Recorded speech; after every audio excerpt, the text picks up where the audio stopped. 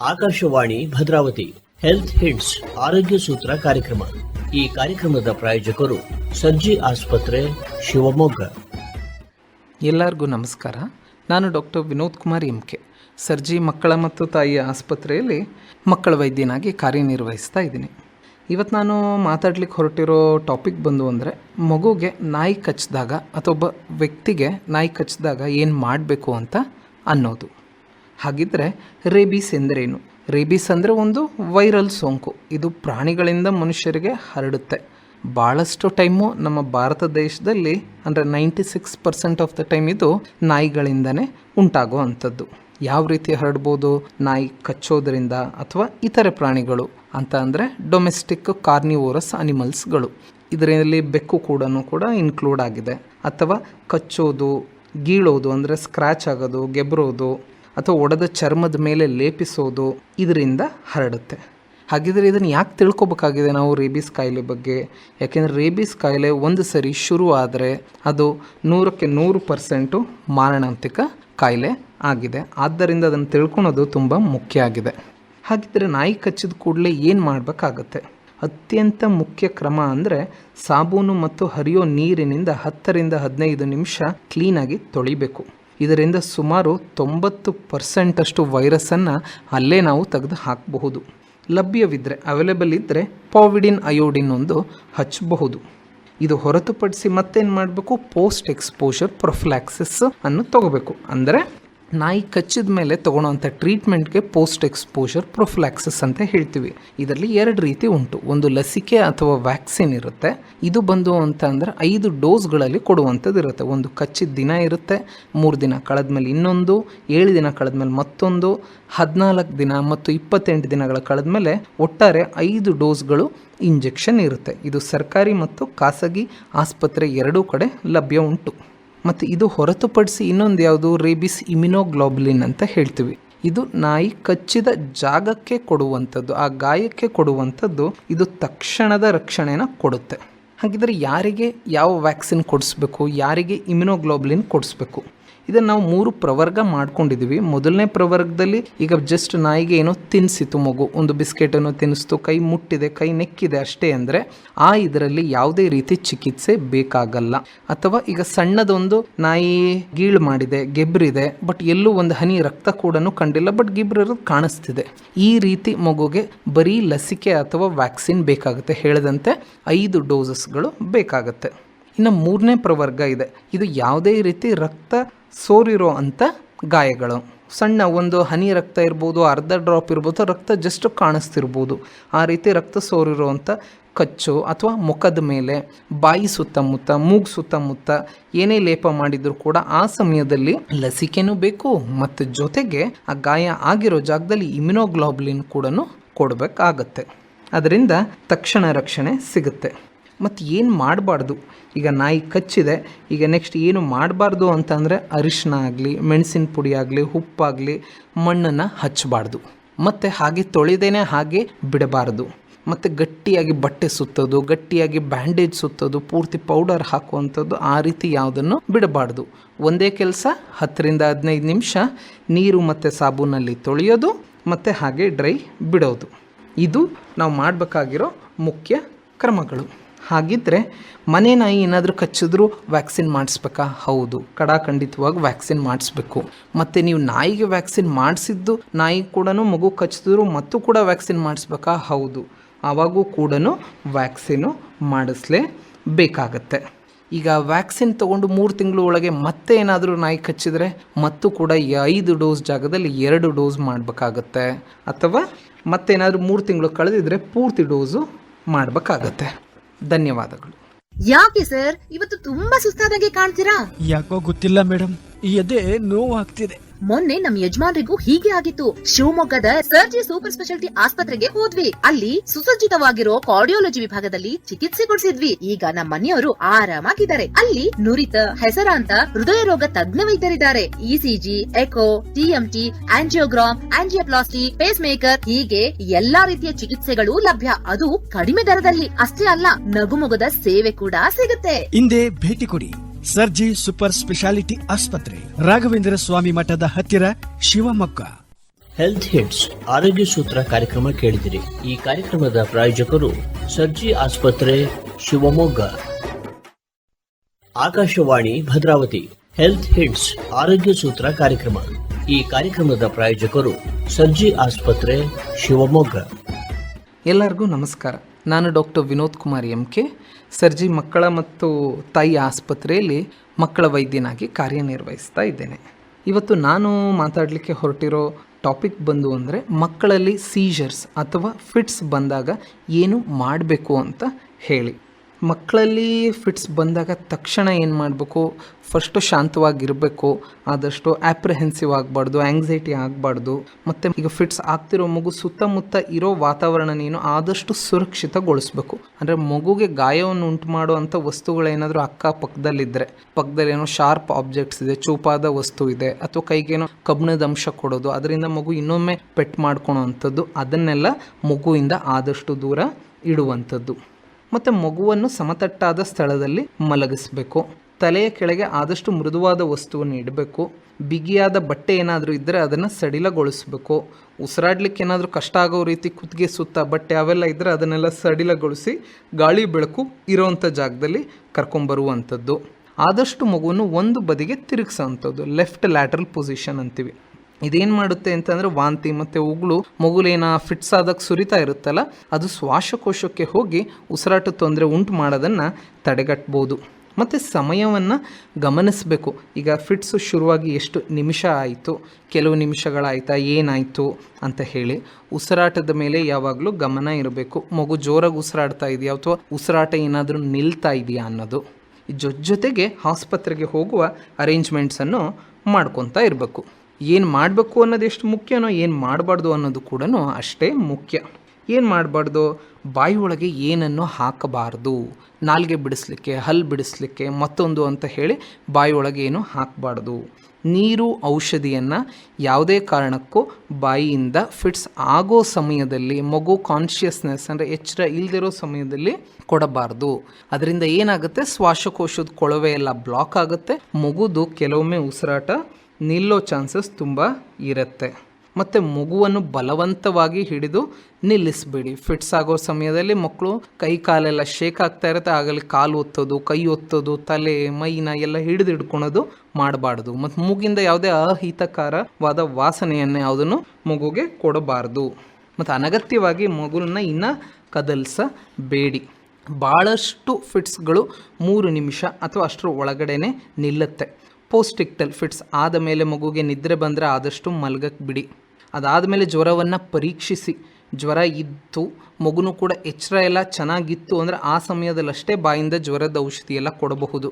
ಅಥವಾ ಮುಂಚಿತವಾಗಿ ಮಗುಗೆ ಫಿಟ್ಸ್ ಕಾಯಿಲೆ ಇದ್ದು ವೈದ್ಯರು ನಿಮಗೆ ಆಲ್ರೆಡಿ ಫಿಟ್ಸ್ ಮೆಡಿಸಿನ್ ಎಲ್ಲ ಕೊಟ್ಟಿದ್ದರೆ ಮಗು ಕಾನ್ಷಿಯಸ್ ಬರೋವರೆಗೂ ಕಾದು ಮಗು ಎಚ್ಚರ ಬಂದ ಮೇಲೆ ನೀರಿನ ಜೊತೆಗೆ ಮಾತ್ರೆ ಆಗಲಿ ಔಷಧಿಯನ್ನಾಗಲಿ ಕೊಡಬಹುದು. ಅದು ಹೊರತುಪಡಿಸಿ ನೀವು ಮುಂಚೆನೂ ಮಗುಗೆ ಫಿಟ್ಸ್ ಕಾಯಿಲೆ ಇದ್ದು ಕೆಲವೊಂದು ತುರ್ತು ಸಮಯದಲ್ಲಿ ಔಷಧಿ ಬಳಸಲಿಕ್ಕೆ ಏನಾದರೂ ನಿಮಗೆ ಹೇಳಿದರೆ ಅದನ್ನು ಕೂಡ ಬಳಸಬಹುದು. ಅದಕ್ಕೆ ಇಂಟ್ರಾನೇಸಲ್ ಮೆಡಾಜೋಲಮ್ ಸ್ಪ್ರೇ ಅಂತ ಹೇಳ್ತೀವಿ, ಮತ್ತು ರೆಕ್ಟಲ್ ಡೈಜಿಪಾಮ್ ಅಂತ ಹೇಳ್ತೀವಿ. ಹಾಗಿದ್ದರೆ ಕೆಲವೊಮ್ಮೆ ಔಷಧಿ ತೆಗೆದುಕೊಳ್ತಿದ್ರು ಫಿಟ್ಸ್ ಕಾಯಿಲೆ ಇರುವಂಥ ಮಕ್ಕಳಲ್ಲಿ ಮತ್ತು ಕೂಡ ಫಿಟ್ಸ್ ಬರಬಹುದೇ? ಹೌದು, ಕೆಲವು ಕಾರಣಗಳಿಂದ ಮತ್ತು ಕೂಡ ಬ್ರೇಕ್ ಥ್ರೂ ಸೀಜರ್ಸ್ ಆಗುವಂಥ ಚಾನ್ಸಸ್ ಇರುತ್ತೆ. ಕಾರಣಗಳೇನಿರ್ಬೋದು? ಆ್ಯಂಟಿ ಎಪಿಲೆಪ್ಟಿಕ್ ಔಷಧಿ ಇನ್ನು ಡೋಸನ್ನು ಕರೆಕ್ಟಾಗಿ ಕೊಟ್ಟಿರ್ತೀವಿ, ಅದನ್ನು ಕರೆಕ್ಟ್ ಡೋಸಲ್ಲಿ ಹಾಕದೇ ಇರೋದರಿಂದ ಇರಬಹುದು. ಅಥವಾ ಡೋಸನ್ನು ಮಗು ಹುಷಾರಿಲ್ಲ, ಜ್ವರ ಬಂತು, ಮತ್ತೊಂದು ಅಂತ 1-2 ಡೋಸು ಮಿಸ್ ಮಾಡಿದ್ದು ಕೂಡ ಇರಬಹುದು. ಅಥವಾ ಜ್ವರ ಬಂದು ಮಗು ಸುಸ್ತಾಗಿ ಔಷಧಿ ತಗೊಳ್ಳಿಕ್ಕೆ ಸಾಧ್ಯವಾಗದೆ ಇರಬಹುದು. ಅಥವಾ ನಿದ್ರೆ ಕೊರತೆಯಿಂದ ಕೂಡ ಈ ರೀತಿ ಆಗಬಹುದು ಕೆಲವೊಮ್ಮೆ ಫಿಟ್ಸು. ಮಾನಸಿಕ ಒತ್ತಡದಲ್ಲಿ ಅಥವಾ ಅಡೋಲಸೆಂಟ್ ಗರ್ಲ್ಸಲ್ಲಿ, ಪ್ಯೂಬರ್ಟಿ ಆಗಿರೋ ಗರ್ಲ್ಸಲ್ಲಿ ಮಾಸಿಕ ಸಮಯದಲ್ಲೂ ಕೂಡ ಈ ರೀತಿ ಆಗಬಹುದು. ಹಾಗಿದ್ದರೆ ಮೇಯ್ನ್ ಏನು ಅಂತಂದರೆ ಜಾಗ್ರತೆಗಳೇನು ವಹಿಸಬೇಕು ಫಿಟ್ಸ್ ಆದಾಗ ಅಂದರೆ ಉಸಿರಾಟದ ಮಾದರಿ ಗಮನಿಸಬೇಕು. ಮಗುಗೆ ಉಸಿರಾಟ ನಿಧಾನವಾದರೆ ತಕ್ಷಣ ವೈದ್ಯಕೀಯ ಸಹಾಯ ತಗೊಳ್ಳಬೇಕಾಗತ್ತೆ. ಸೊ ಹಾಗಿದ್ದರೆ ಪ್ರಮುಖ ಸಂದೇಶ ಏನು? ಫಿಟ್ಸ್ ಆದಾಗ ಹೆಚ್ಚಿನ ಫಿಟ್ಸ್ಗಳು ಸ್ವಯಂ ನಿಂತು ಹೋಗುತ್ತೆ. ಸರಿಯಾದ ಫಸ್ಟ್ ಏಡು ಜೀವ ಉಳಿಸುತ್ತೆ. ತುರ್ತು ಔಷಧಿ ಬಳಕೆ ಬಗ್ಗೆ ಪೋಷಕರಿಗೆ ಪೂರ್ವ ತರಬೇತಿ ಪಡೆಯಬೇಕು. ವೈದ್ಯರ ಸಲಹೆ ಇಲ್ಲದೆ ಡೋಸ್ ಬದಲಾಯಿಸಬೇಡಿ. ಧನ್ಯವಾದಗಳು. ಏನ್ ರಾಮಪ್ಪ ಹೇಗಿದ್ದೀಯಾ? ಚಂದ್ರಣ್ಣ, ಮಂಡಿ ನೋವಿನಿಂದ ಸಾಕಾಗಿ ಹೋಗಿದೆ. ಒಂದ್ ವರ್ಷದ ಹಿಂದೆ ನಾನು ಇಂಥದೇ ಗೋಳು ಅನುಭವಿಸಿದಿನಪ್ಪ. ನನ್ ಮಗನಿಗೆ ಅವ್ರ ಆಫೀಸ್ ನಲ್ಲಿ ಯಾರೋ ಶಿವಮೊಗ್ಗದ ಸರ್ಜಿ ಆಸ್ಪತ್ರೆಗೆ ಕರ್ಕೊಂಡು ಹೋಗಿ ಅಂತ ಹೇಳಿದ್ರಂತೆ. ಅಲ್ಲಿನ ನುರಿತ ವೈದ್ಯರ ತಂಡ, ಸಿಬ್ಬಂದಿಗಳು ಎಷ್ಟು ಚೆನ್ನಾಗಿ ಆರೈಕೆ ಮಾಡಿದ್ರು. ಅತ್ಯಾಧುನಿಕ ತಂತ್ರಜ್ಞಾನಗಳನ್ನೊಳಗೊಂಡ ಮಂಡಿ ನೋವು ಸೇರಿದಂತೆ ಕೀಲು ನೋವು, ಮೂಳೆ ಮುರಿತ, ಸ್ನಾಯು ಸೆಳೆತಕ್ಕೆ ಸಂಬಂಧಿಸಿದ ಎಲ್ಲಾ ಚಿಕಿತ್ಸೆಗಳನ್ನು ಕೈಗೆಟುಕೋ ಬೆಲೆಯಲ್ಲಿ ನೀಡ್ತಾರೆ. ಇನ್ನೊಂದು ವಿಷಯ ರಾಮಪ್ಪ, ಯೋಗ, ಧ್ಯಾನ, ಪ್ರಾಣಾಯಾಮ, ವ್ಯಾಯಾಮ ಹೀಗೆ ಮಾನಸಿಕ ನೆಮ್ಮದಿಗೆ ಬೇಕಾದಂತಹ ಎಲ್ಲಾ ಆರೋಗ್ಯ ಚಟುವಟಿಕೆಗಳ ಅಭ್ಯಾಸ ಮಾಡಿಸ್ತಾರೆ. ವೃದ್ಧರನ್ನ ಅತ್ಯಂತ ಕಾಳಜಿಯಿಂದ ನೋಡ್ಕೊಳ್ಳೋ ಏಕೈಕ ಆಸ್ಪತ್ರೆ ಅಂದ್ರೆ ಅದು ನಮ್ಮ ಸರ್ಜಿ ಆಸ್ಪತ್ರೆ. ಹೆಲ್ತ್ ಹಿಟ್ಸ್ ಆರೋಗ್ಯ ಸೂತ್ರ ಕಾರ್ಯಕ್ರಮ ಕೇಳಿದಿರಿ. ಈ ಕಾರ್ಯಕ್ರಮದ ಪ್ರಾಯೋಜಕರು ಸರ್ಜಿ ಆಸ್ಪತ್ರೆ, ಶಿವಮೊಗ್ಗ. ಆಕಾಶವಾಣಿ ಭದ್ರಾವತಿ. ಹೆಲ್ತ್ ಹಿಟ್ಸ್ ಆರೋಗ್ಯ ಸೂತ್ರ ಕಾರ್ಯಕ್ರಮ. ಈ ಕಾರ್ಯಕ್ರಮದ ಪ್ರಾಯೋಜಕರು ಸರ್ಜಿ ಆಸ್ಪತ್ರೆ, ಶಿವಮೊಗ್ಗ. ಎಲ್ಲರಿಗೂ ನಮಸ್ಕಾರ. ನಾನು ಡಾಕ್ಟರ್ ವಿನೋದ್ ಕುಮಾರ್ MK, ಸರ್ಜಿ ಮಕ್ಕಳ ಮತ್ತು ತಾಯಿ ಆಸ್ಪತ್ರೆಯಲ್ಲಿ ಮಕ್ಕಳ ತಜ್ಞನಾಗಿ ಕಾರ್ಯನಿರ್ವಹಿಸ್ತಾ ಇದ್ದೀನಿ. ಇವತ್ತು ನಾನು ಮಾತಾಡಲಿಕ್ಕೆ ಹೊರಟಿರೋ ವಿಚಾರ ಏನು ಅಂತಂದರೆ, ಮಕ್ಕಳಲ್ಲಿ ಅದು ಸಹಜವಾಗಿ ಮತ್ತು ಅಪರೂಪದಲ್ಲಿ ಕೆಲವೊಮ್ಮೆ ಹಾವು ಕಚ್ಚಿದಾಗ ಏನು ಮಾಡಬೇಕು ಅಂತ ಅನ್ನೋದು. ಹಾವು ಯಾರಿಗಾದರೂ ಕಚ್ಬೋದು, ಎಲ್ಲಾದರೂ ಕಚ್ಬೋದು, ಹೇಗಾದರೂ ಸಾಧ್ಯ. ಬಟ್ ಆ ಸಮಯದಲ್ಲಿ ಏನು ಮಾಡಬೇಕು, ಏನು ಮಾಡಬಾರ್ದು ಅನ್ನೋದೇ ತುಂಬ ಮುಖ್ಯ ಆಗತ್ತೆ. ತಕ್ಷಣ ಮಾಡಬೇಕಾದದ್ದು ಏನೇನೋ, ಈಗ ಹಾವು ಕಚ್ಚಿರೋ ಒಂದು ಮಗು ಇದೆ, ಕಾಲಿಗೆ ಕಚ್ಚಿದೆ ಅಂತ ಅಂದ್ಕೊಳ್ಳಿ. ಆ ಮಗುವನ್ನು ಆದಷ್ಟು ಶಾಂತವಾಗಿರಿಸೋದು ತುಂಬಾ ಮುಖ್ಯ ಆಗುತ್ತೆ. ಆಂಗ್ಸೈಟಿ ಎಷ್ಟು ಜಾಸ್ತಿ ಆಗುತ್ತೋ ಅಷ್ಟು ತೊಂದರೆಗಳು ಹೆಚ್ಚಾಗ್ಬೋದು. ಮಗುವನ್ನು ಓಡಿಸಬಾರ್ದು, ಆದಷ್ಟು ಅಳಲು ಬಿಡಬಾರ್ದು. ಆದಷ್ಟು ಮಗು ಪೂರ್ತಿ ಚಲನೆ ಎಲ್ಲ ಹೆಚ್ಚಾದರೆ ಕೆಲವೊಮ್ಮೆ ವಿಷ ದೇಹದಲ್ಲಿ ಬೇಗ ಹರಡೋ ಚಾನ್ಸಸ್ ಇರುತ್ತೆ. ಎಷ್ಟು ಮೂಮೆಂಟ್ ಹೆಚ್ಚಾಗುತ್ತೋ ಅಷ್ಟು ವಿಷ ಕಾಲಲ್ಲಿ ಕಚ್ಚಿದ್ರೆ ಆ ಕಾಲಿಂದ ಮೇಲ್ಗಡೆ ರಕ್ತದಲ್ಲಿ ಸಂಚಾರ ಆಗೋಂಥ ಚಾನ್ಸಸ್ ಹೆಚ್ಚಿರುತ್ತೆ.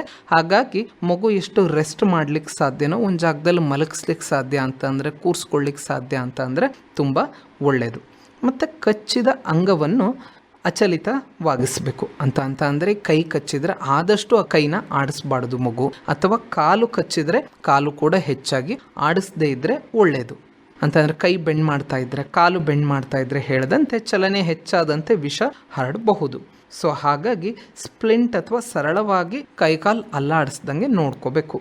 ಮತ್ತು ಆದಷ್ಟು ಕೈದು ಏನು ಕಾಲು ಈಗ ಕಚ್ಚಿರುತ್ತಲ್ಲ, ಅದು ಹೃದಯ ಭಾಗಕ್ಕಿಂತ ಸ್ವಲ್ಪ ಕೆಳಗಿದ್ರೆ ಒಳ್ಳೆಯದು. ಜಲ್ದಿ ಹರಡೋ ಅಂಥ ಸಾಧ್ಯತೆ ಕಡಿಮೆ ಆಗುತ್ತೆ. ಮತ್ತು ಬಿಗಿಯಾದ ವಸ್ತುಗಳು ಏನಾದರೂ ಇದ್ದರೆ, ಈಗ ಆ ಕಚ್ಚಿದ ಕಾಲಲ್ಲಿ, ಕೈಯಲ್ಲಿ ಅವುಗಳನ್ನು ತೆಗೆದು ಹಾಕಬೇಕು. ಉದಾಹರಣೆಗೆ ಉಂಗುರ ಏನಾದರೂ ಇದ್ದರೆ, ಕೈದಿರ್ಬೋದು, ಕಾಲುಂಗುರ ಇರ್ಬೋದು, ಅಥವಾ ಈಗ ಟೈಟ್ ಶೂಸು ಮತ್ತೊಂದು ಇತ್ತು ಅಂತಂದರೆ, ಟೈಟ್ ದಾರಗಳಿತ್ತು ಅಂದರೆ, ಅಥವಾ ಯಾವುದೇ ವಾಚು ಮತ್ತೊಂದು ಇತ್ತು ಅಂದರೆ ಇಮಿಡಿಯೇಟಾಗಿ ತೆಗೆಯಬೇಕಾಗತ್ತೆ. ಗಾಯವನ್ನು ಆದಷ್ಟು ನೀರಿನಿಂದ ತುಂಬ ಸಾಫ್ಟಾಗಿ ಸ್ಮೂತಾಗಿ ತೊಳಿಬೇಕಾಗತ್ತೆ. ಜಾಸ್ತಿ ಒರೆಸೋ ಅಂಥದ್ದು, ಪ್ರೆಷರ್ ಹಾಕೋ ಅಂಥದ್ದು ಮಾಡಬಾರ್ದು.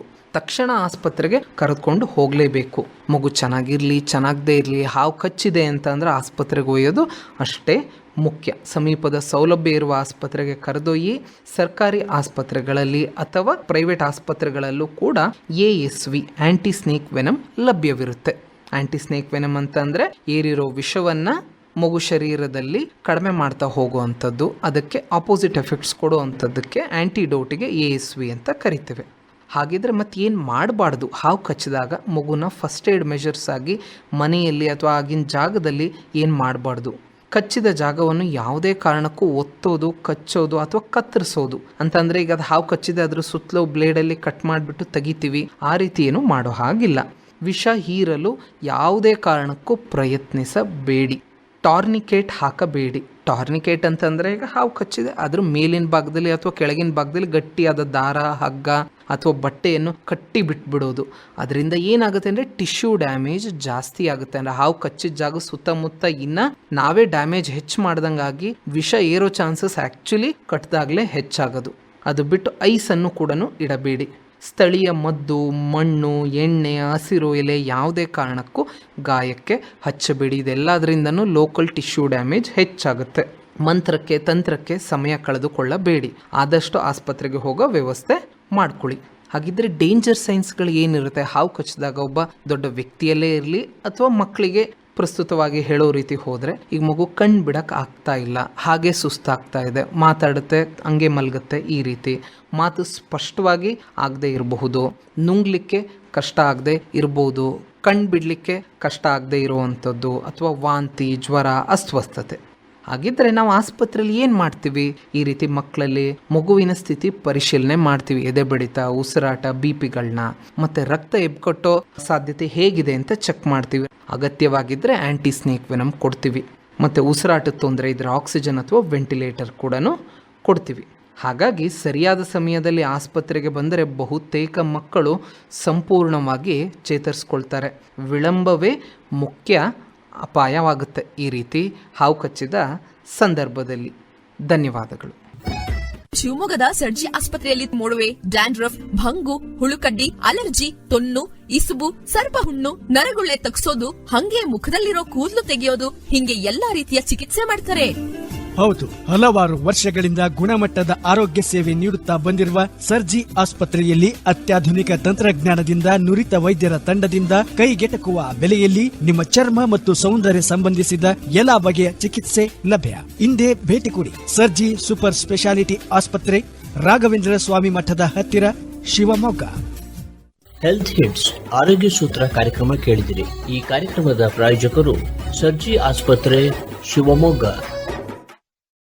ಆಕಾಶವಾಣಿ ಭದ್ರಾವತಿ. ಹೆಲ್ತ್ ಹಿಟ್ಸ್ ಆರೋಗ್ಯ ಸೂತ್ರ ಕಾರ್ಯಕ್ರಮ. ಈ ಕಾರ್ಯಕ್ರಮದ ಪ್ರಾಯೋಜಕರು ಸರ್ಜಿ ಆಸ್ಪತ್ರೆ, ಶಿವಮೊಗ್ಗ.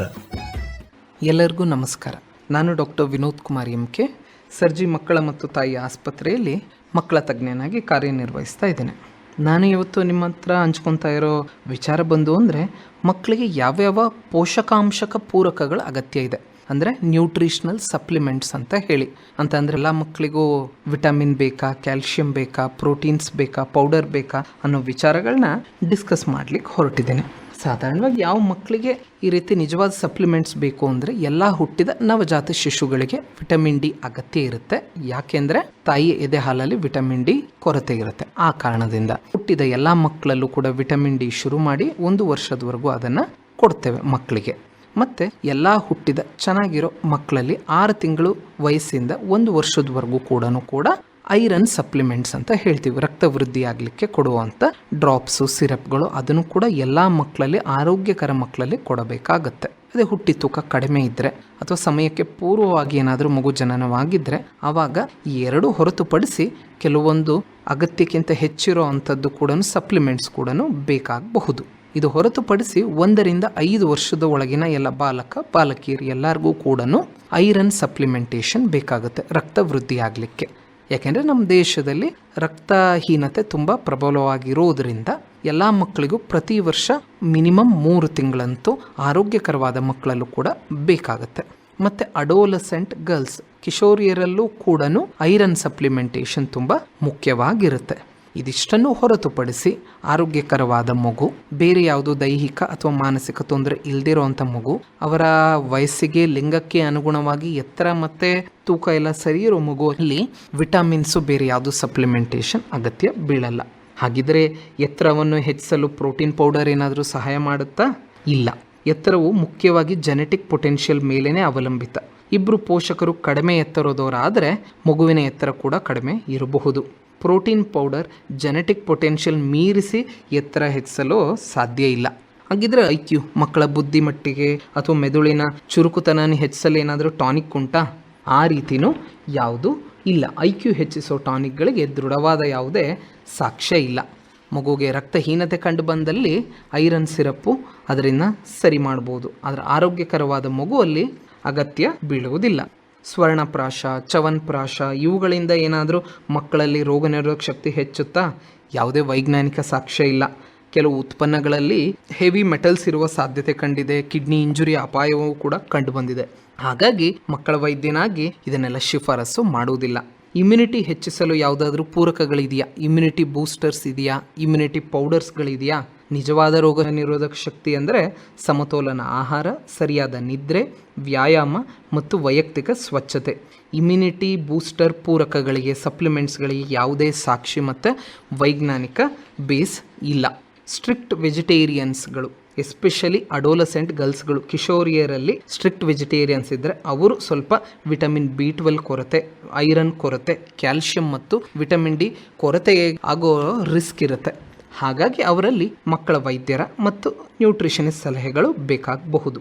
ಜಿಮ್ ಹೋಗುವ ಅಡೋಲಸೆಂಟ್ಸ್ಗಳಲ್ಲಿ ಪ್ರೋಟೀನ್ ಸಪ್ಲಿಮೆಂಟ್ಸ್ ಅಗತ್ಯ ಇದೆಯಾ? ತುಂಬ ಎಚ್ಚರ ವಹಿಸಬೇಕು. ಪ್ರೋಟೀನ್ ಪೌಡರ್ ಮೀಲ್ ರಿಪ್ಲೇಸ್ಮೆಂಟ್ ಅಲ್ಲ. ಯಾವುದೇ ಅತಿ ಹೆಚ್ಚಿನ ಪ್ರೋಟೀನ್ಸ್ಗಳು ಕಿಡ್ನಿ ಮೇಲೆ ಲೋಡನ್ನು ಕೊಡಬಹುದು. ಆಸ್ಟಿಯೋಪೋರೋಸಿಸ್ ಮೂಳೆಯನ್ನು ವೀಕ್ ಮಾಡುವ ಅಪಾಯ ಉಂಟು. ಸ್ಪೋರ್ಟ್ಸ್ ಡ್ರಿಂಕ್ಸ್ನಲ್ಲಿ ಕೆಫಿನ್ ಮತ್ತು ಕ್ರಿಯಾಟಿನಿನ್ ಉಂಟು. ಕೆಲವೊಮ್ಮೆ ಟಾಕ್ಸಿಕ್ ಮೆಟಲ್ಸ್ ಇರುವ ಸಾಧ್ಯತೆ ಇದೆ. ಹಾಗಾಗಿ ಪ್ರಮುಖ ಸಂದೇಶ ಅಂತಂದ್ರೆ ಮಸಲ್ ಬಿಲ್ಡಿಂಗ್, ವರ್ಷಗಳ ಪರಿಶ್ರಮದಿಂದ ಬ್ಯಾಲೆನ್ಸ್ ಡಯಟ್ ಮತ್ತು ಟ್ರೈನಿಂಗ್ ಮುಖ್ಯ. ಹಾಗಾಗಿ ಕನ್ಕ್ಲೂಷನ್ ಅಥವಾ ಸಮ್ಮರಿ ಏನು? ಸಪ್ಲಿಮೆಂಟ್ಸಿಂದ ಗ್ರೋತ್ ಗ್ಯಾರಂಟಿನಾ? ಇಲ್ಲ. ಸಪ್ಲಿಮೆಂಟ್ಸಿಂದ ಇಂಟೆಲಿಜೆನ್ಸ್ ಗ್ಯಾರಂಟಿನಾ? ಇಲ್ಲ. ಸಪ್ಲಿಮೆಂಟ್ಸಿಂದ ಇಮ್ಯುನಿಟಿ ಗ್ಯಾರಂಟಿನಾ? ಇಲ್ಲ. ಹಾಗಾಗಿ ಪೌಷ್ಟಿಕ ಆಹಾರವೇ ಮಗುಗೆ ಉತ್ತಮ ಪೂರಕ. ಧನ್ಯವಾದಗಳು. ಶಿವಮೊಗ್ಗದ ಸರ್ಜಿ ಆಸ್ಪತ್ರೆಯಲ್ಲಿ ಮೊಡವೆ, ಡ್ಯಾಂಡ್ರಫ್, ಭಂಗು, ಹುಳುಕಡ್ಡಿ, ಅಲರ್ಜಿ, ತೊನ್ನು, ಇಸುಬು, ಸರ್ಪಹುಣ್ಣು, ನರಗುಳ್ಳೆ ತಗ್ಸೋದು, ಹಂಗೆ ಮುಖದಲ್ಲಿರೋ ಕೂದಲು ತೆಗೆಯೋದು, ಹಿಂಗೆ ಎಲ್ಲಾ ರೀತಿಯ ಚಿಕಿತ್ಸೆ ಮಾಡ್ತಾರೆ. ಹೌದು, ಹಲವಾರು ವರ್ಷಗಳಿಂದ ಗುಣಮಟ್ಟದ ಆರೋಗ್ಯ ಸೇವೆ ನೀಡುತ್ತಾ ಬಂದಿರುವ ಸರ್ಜಿ ಆಸ್ಪತ್ರೆಯಲ್ಲಿ ಅತ್ಯಾಧುನಿಕ ತಂತ್ರಜ್ಞಾನದಿಂದ ನುರಿತ ವೈದ್ಯರ ತಂಡದಿಂದ ಕೈಗೆಟಕುವ ಬೆಲೆಯಲ್ಲಿ ನಿಮ್ಮ ಚರ್ಮ ಮತ್ತು ಸೌಂದರ್ಯ ಸಂಬಂಧಿಸಿದ ಎಲ್ಲಾ ಬಗೆಯ ಚಿಕಿತ್ಸೆ ಲಭ್ಯ. ಇಂದೇ ಭೇಟಿ ಕೊಡಿ. ಸರ್ಜಿ ಸೂಪರ್ ಸ್ಪೆಷಾಲಿಟಿ ಆಸ್ಪತ್ರೆ, ರಾಘವೇಂದ್ರ ಸ್ವಾಮಿ ಮಠದ ಹತ್ತಿರ, ಶಿವಮೊಗ್ಗ. ಹೆಲ್ತ್ ಹಿಟ್ಸ್ ಆರೋಗ್ಯ ಸೂತ್ರ ಕಾರ್ಯಕ್ರಮ ಕೇಳಿದಿರಿ. ಈ ಕಾರ್ಯಕ್ರಮದ ಪ್ರಾಯೋಜಕರು ಸರ್ಜಿ ಆಸ್ಪತ್ರೆ, ಶಿವಮೊಗ್ಗ. ಆಕಾಶವಾಣಿ ಭದ್ರಾವತಿ. ಹೆಲ್ತ್ ಹಿಟ್ಸ್ ಆರೋಗ್ಯ ಸೂತ್ರ ಕಾರ್ಯಕ್ರಮ. ಈ ಕಾರ್ಯಕ್ರಮದ ಪ್ರಾಯೋಜಕರು ಸರ್ಜಿ ಆಸ್ಪತ್ರೆ, ಶಿವಮೊಗ್ಗ. ಎಲ್ಲರಿಗೂ ನಮಸ್ಕಾರ. ನಾನು ಡಾಕ್ಟರ್ ವಿನೋದ್ ಕುಮಾರ್ ಎಂ.ಕೆ. ಸರ್ಜಿ ಮಕ್ಕಳ ಮತ್ತು ತಾಯಂದಿರ ಆಸ್ಪತ್ರೆಯಲ್ಲಿ ಮಕ್ಕಳ ವೈದ್ಯನಾಗಿ ಕಾರ್ಯನಿರ್ವಹಿಸ್ತಾ ಇದ್ದೀನಿ. ಇವತ್ತು ನಾನು ಮಾತಾಡಲಿಕ್ಕೆ ಹೊರಟಿರೋ ವಿಚಾರ ಬಂದು ಅಂತ ಅಂದರೆ ಮಕ್ಕಳಲ್ಲಿ ಅತಿಯಾದ ತೂಕ ಮತ್ತು ಏನು ಸ್ಥೂಲಕಾಯ, ಓವರ್ ವೆಯ್ಟ್ ಮತ್ತು ಒಬಿಸಿಟಿ ಅಂತ ಏನು ಹೇಳ್ತೀವಲ್ಲ, ಇದರ ಹಿಂದೆ ಹಲವಾರು ಕಾರಣಗಳು ಮತ್ತು ಅಪಾಯಕಾರಕ ಅಂಶಗಳು ಸೇರ್ಕೊಂಡಿವೆ. ಇದು ಸಾಧಾರಣವಾಗಿ ಜೀವನ ಶೈಲಿಯಿಂದ ಬರೋ ಅಂತ ತೊಂದರೆ. ಹಾಗಾಗಿ ಇದರ ಕಾರಣಗಳನ್ನು ಡಿಸ್ಕಸ್ ಮಾಡುವ. ಆಹಾರ ಸಂಬಂಧಿತ ಕಾರಣಗಳೇ ಮುಖ್ಯವು. ಅಂದರೆ ಹೆಚ್ಚಿದ ಕ್ಯಾಲರಿ ಸೇವನೆ, ಅಂದರೆ ಜಂಕ್ ಫುಡ್ಗಳು, ಪಿಜ್ಜಾ ಇರಬಹುದು, ಬರ್ಗರ್ ಇರಬಹುದು, ಫ್ರೈಡ್ ಆಹಾರ ಇರಬಹುದು, ಪ್ಯಾಕೇಜ್ಡ್ ಸ್ನ್ಯಾಕ್ಸ್, ಚಿಪ್ಸು, ಬಿಸ್ಕೆಟ್ಸ್ಗಳು, ಬೇಕರಿ ಪದಾರ್ಥಗಳು, ಫಾಸ್ಟ್ ಫುಡ್ ಪದ್ಧತಿಯಿಂದ ಕ್ಯಾಲರಿ ಹೆಚ್ಚಿನ ಸೇವನೆ. ಹಾಗಾಗಿ ಶರೀರದಲ್ಲಿ ಹೆಚ್ಚಿದ ಸಕ್ಕರೆ ಅಂಶ. ಸಿಹಿ ಪಾನೀಯಗಳು, ಕಾರ್ಬೋನೇಟೆಡ್ ಡ್ರಿಂಕ್ಸ್, ಪ್ಯಾಕೇಜ್ಡ್ ಜ್ಯೂಸಸ್ಗಳು, ಎನರ್ಜಿ ಡ್ರಿಂಕ್ಸು, ಹೆಚ್ಚು ಸಕ್ಕರೆ ಸೇವಿಸಿದ ಪಾನೀಯಗಳು ಮತ್ತು ಅಸಮತೋಲನ ಆಹಾರ ಕೂಡ ಇದಕ್ಕೆ ಕಾರಣಗಳು. ಕ್ಯಾಲರಿ ಹೆಚ್ಚು, ಸಕ್ಕರೆ ಅಂಶ ಸೇವಿಸ್ತಾ ಹೋಗೋದು. ಇನ್ನೊಂದು ಕಡೆ ತರಕಾರಿಗಳ ಕಡಿಮೆ ಸೇವನೆ, ಹಣ್ಣುಗಳ ಕಡಿಮೆ ಸೇವನೆ, ಸಂಪೂರ್ಣ ಧಾನ್ಯಗಳ ಕೊರತೆ, ಹೋಲ್ ಗ್ರೈನ್ಸ್ಗಳ ಕಡಿಮೆ, ರಿಫೈನ್ಡ್ ಫ್ಲೋರ್ಸ್ಗಳ ಜಾಸ್ತಿ ಬಳಕೆ, ಹೆಚ್ಚು ಎಣ್ಣೆ ಮತ್ತು ಹೆಚ್ಚು ಟ್ರಾನ್ಸ್ ಫ್ಯಾಟ್ಗಳು, ಕರೆದ ಎಣ್ಣೆಗಳ ಸೇವನೆ ಮತ್ತು ರಾತ್ರಿ ಹೊತ್ತು ಲೇಟ್ ನೈಟ್ ತಿನ್ನುವ ಅಭ್ಯಾಸಗಳು ಕೂಡ ಉಂಟಾಗಬಹುದು. ದೈಹಿಕ ಚಟುವಟಿಕೆಯ ಕೊರತೆಯೂ ಕೂಡ ಒಂದು ಮುಖ್ಯವಾದ ಕಾರಣವಾಗಿದೆ. ಹೊರ ಆಟಗಳ ಕೊರತೆ, ದಿನಪೂರ್ತಿ ಟಿವಿ, ಮೊಬೈಲ್, ಟ್ಯಾಬ್ ಬಳಕೆ, ಆನ್ಲೈನ್ ಗೇಮಿಂಗ್ಗಳು, ವಾಹನ ಅವಲಂಬನೆ, ಹತ್ತಿರದ ಒಂದು ಜಾಗಕ್ಕೆ ಹೋಗಬೇಕಂದ್ರೂ ಕೂಡ ವೆಹಿಕಲ್ಗಳನ್ನ ಬಳಸುವಂಥದ್ದು. ದಿನಕ್ಕೆ ಕನಿಷ್ಠ 60 ನಿಮಿಷ ಮಧ್ಯಮ ಅಥವಾ ತೀವ್ರ ದೈಹಿಕ ಚಟುವಟಿಕೆ ಎಲ್ಲ ಮಕ್ಕಳಿಗೆ ಅಗತ್ಯ. ಸ್ಕ್ರೀನ್ ಟೈಮ್ ಹೆಚ್ಚಳದಿಂದ ಏನಾಗ್ತಾ ಇದೆ? ಮಕ್ಕಳಿಗೆ ಕಡಿಮೆ ಶಾರೀರಿಕ ಚಟುವಟಿಕೆ ಆಗ್ತಾ ಇದೆ.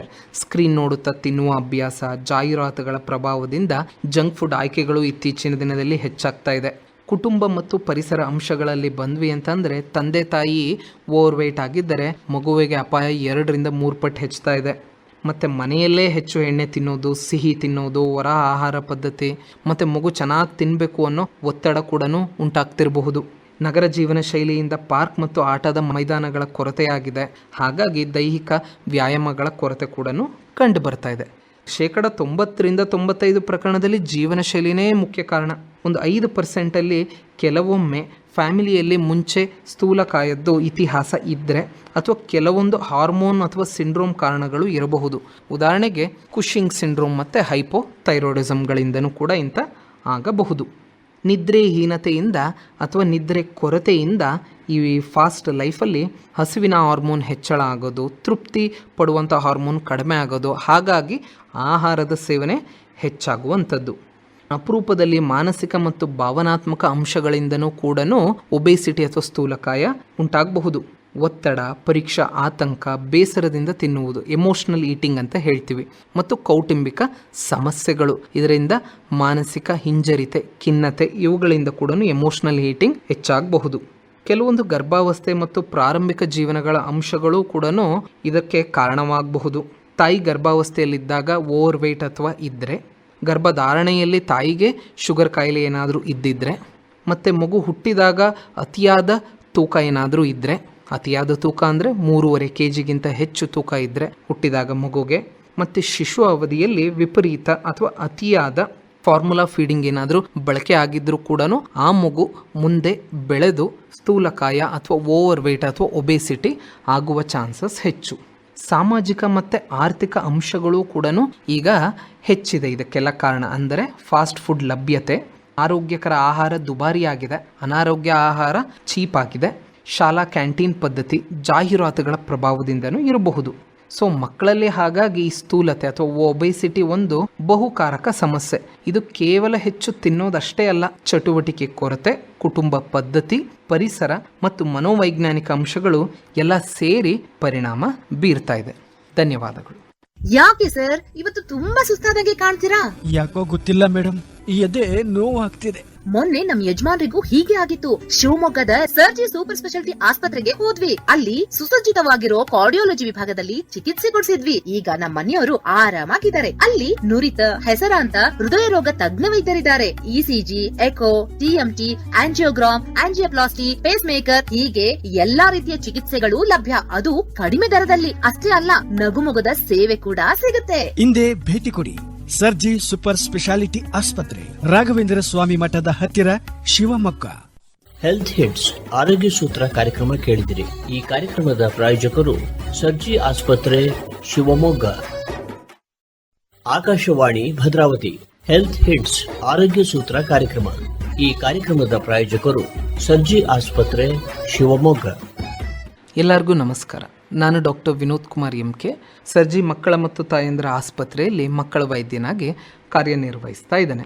ಮಕ್ಕಳಲ್ಲಿ ಅತಿಯಾದ ತೂಕ, ಓವರ್ ವೆಯ್ಟ್ ಮತ್ತು ಒಬೆಸಿಟಿ ಏನಿದೆಯಲ್ಲ, ಇದು ಅನೇಕ ಅಂಗಾಂಗ ವ್ಯವಸ್ಥೆಗಳ ಮೇಲೆ ಪರಿಣಾಮ ಬೀರುತ್ತೆ. ಅದು ಯಾವ್ಯಾವು ಅಂತ ಇಂದಿನ ಟಾಪಿಕಲ್ಲಿ ಡಿಸ್ಕಸ್ ಮಾಡುವ. ಒಂದು, ಮೆಟಬೋಲಿಕ್ ಸಮಸ್ಯೆಗಳು, ಇನ್ಸುಲಿನ್ ಪ್ರತಿರೋಧ, ಹೆಚ್ಚು ತಿನ್ನೋದು, ಶರೀರದಲ್ಲಿ ಹೆಚ್ಚು ಸಕ್ಕರೆ ಅಂಶ ಅಥವಾ ಗ್ಲೂಕೋಸ್ ಅಂಶ ಸೇರುವಂಥದ್ದು, ಹಾಗಾಗಿ ಇನ್ಸುಲಿನ್ ಹೆಚ್ಚಿನ ಪ್ರಮಾಣದಲ್ಲಿ ಉತ್ಪತ್ತಿಯಾಗೋದು, ಹಾಗಾಗಿ ಅದರ ಕೆಲಸ ಕಾರ್ಯಕ್ಷಮತೆನ ಅದು ಕಡಿಮೆ ಮಾಡ್ಕೊಳೋದು. ಈ ಸ್ಥಿತಿಗೆ ಇನ್ಸುಲಿನ್ ರೆಸಿಸ್ಟೆನ್ಸ್ ಅಥವಾ ಇನ್ಸುಲಿನ್ ಪ್ರತಿರೋಧ ಅಂತ ಕರಿತೀವಿ.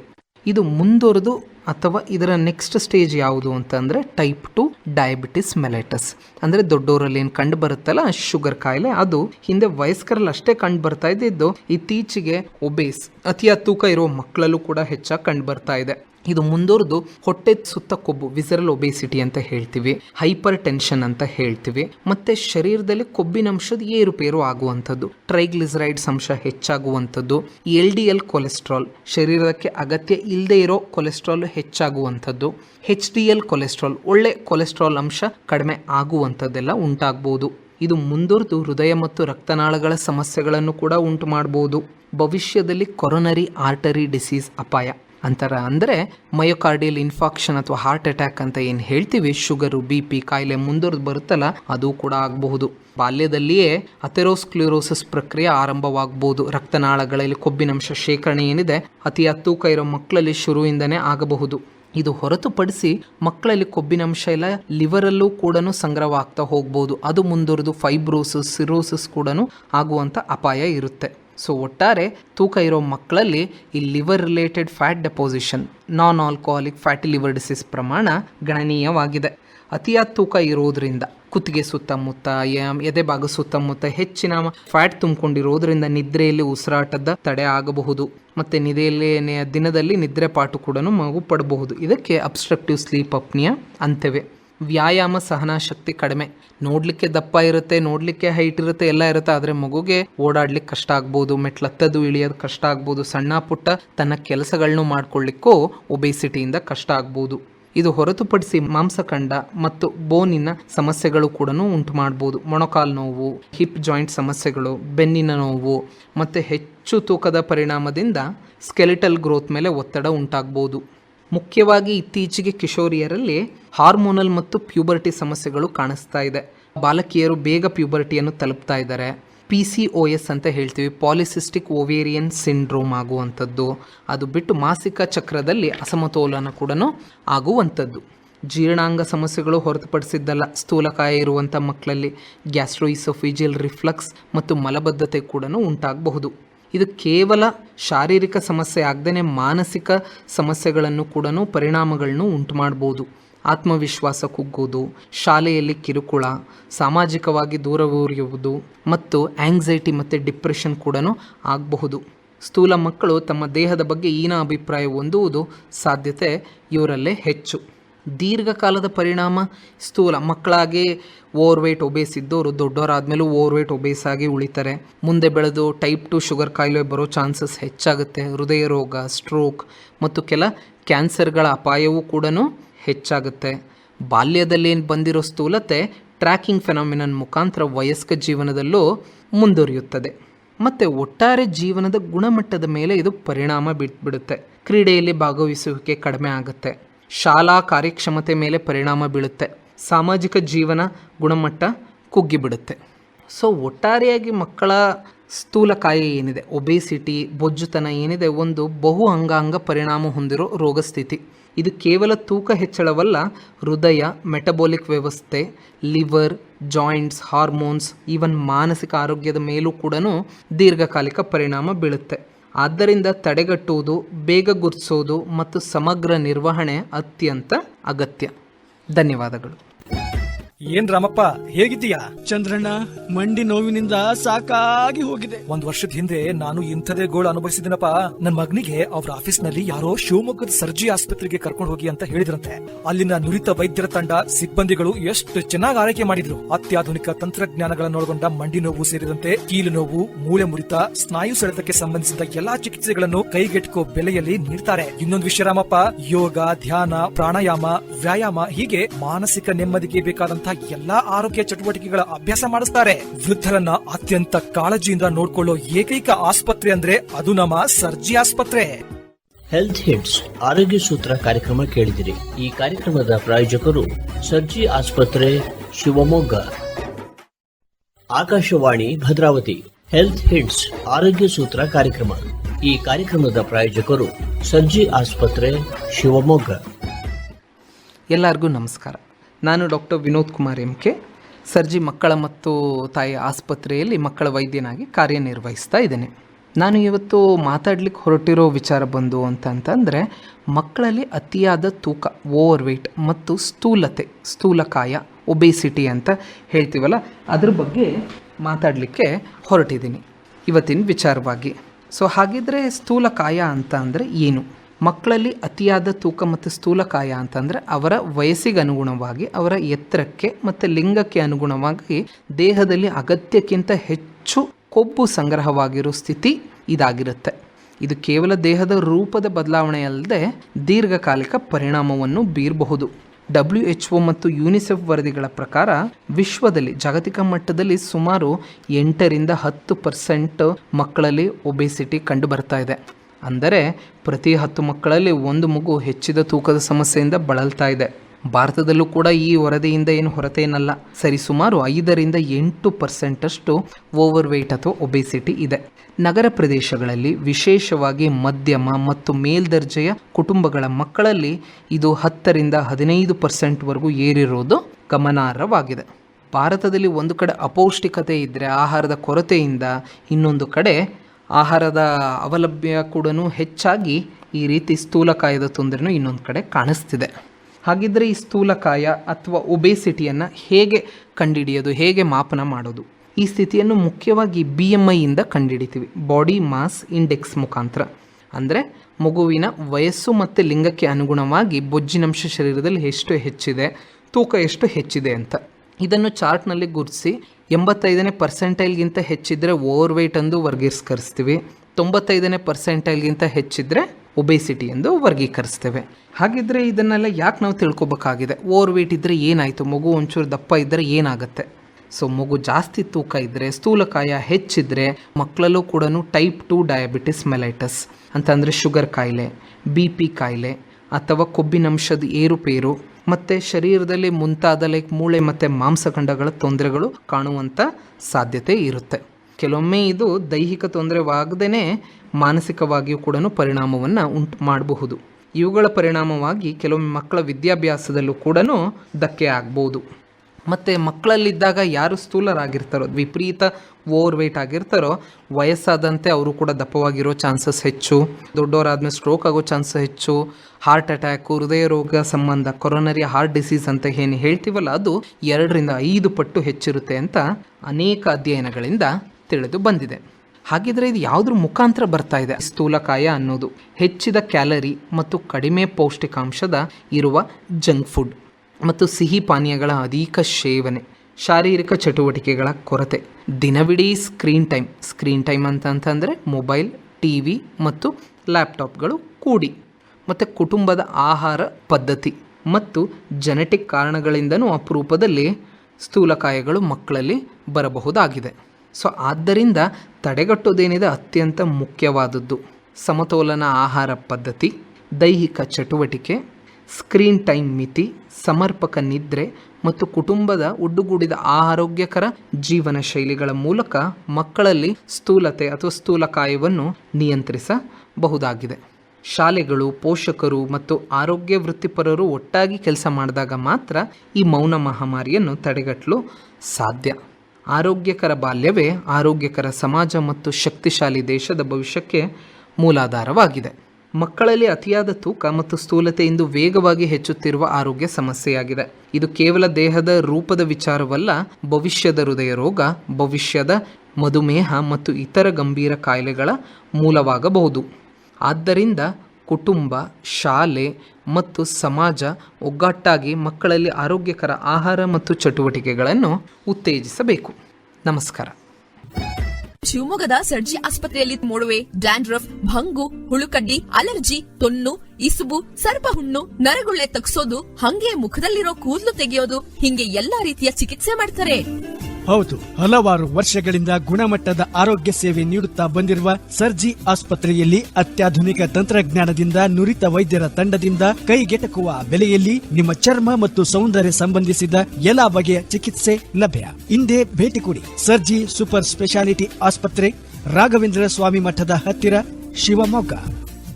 ಹೆಲ್ತ್ ಹಿಟ್ಸ್ ಆರೋಗ್ಯ ಸೂತ್ರ ಕಾರ್ಯಕ್ರಮ ಕೇಳಿದಿರಿ. ಈ ಕಾರ್ಯಕ್ರಮದ ಪ್ರಾಯೋಜಕರು ಸರ್ಜಿ ಆಸ್ಪತ್ರೆ, ಶಿವಮೊಗ್ಗ. ಆಕಾಶವಾಣಿ ಭದ್ರಾವತಿ. ಹೆಲ್ತ್ ಹಿಟ್ಸ್ ಆರೋಗ್ಯ ಸೂತ್ರ ಕಾರ್ಯಕ್ರಮ. ಈ ಕಾರ್ಯಕ್ರಮದ ಪ್ರಾಯೋಜಕರು ಸರ್ಜಿ ಆಸ್ಪತ್ರೆ, ಶಿವಮೊಗ್ಗ. ಎಲ್ಲರಿಗೂ ನಮಸ್ಕಾರ. ನಾನು ಡಾಕ್ಟರ್ ವಿನೋದ್ ಕುಮಾರ್ MK, ಮಕ್ಕಳ ತಜ್ಞರಾಗಿ ಸರ್ಜಿ ಮಕ್ಕಳ ಮತ್ತು ತಾಯಂದ್ರ ಆಸ್ಪತ್ರೆಯಲ್ಲಿ ಕಾರ್ಯನಿರ್ವಹಿಸ್ತಾ ಇದ್ದೀನಿ.